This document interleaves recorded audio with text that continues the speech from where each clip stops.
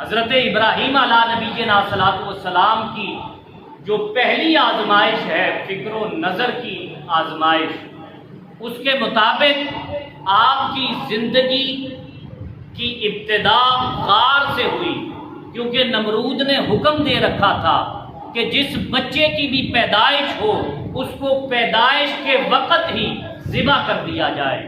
تو آپ کی والدہ غار کے اندر تشریف لے گئیں اور اسی غار کے اندر آپ کی ولادت ہوئی، اس غار کے اندر آپ کی ولادت ہوئی۔ پھر 10 سے 12 سال کا عرصہ آپ وہیں پر موجود رہے۔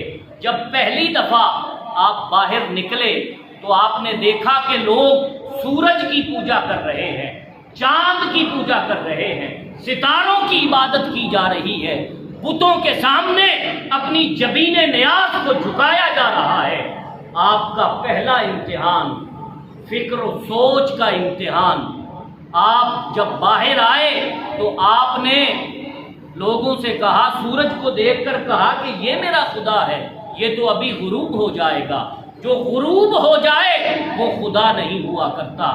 کیا یہ چاند میرا خدا ہے، یہ ابھی محب ہو جائے گا، اور جو محب ہو جائے وہ خدا نہیں ہوا کرتا۔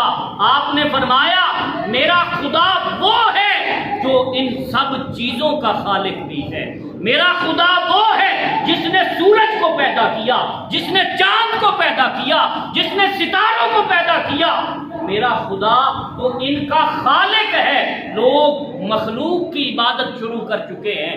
آپ نے فرمایا کہ میں ان کو خدا نہیں مانتا۔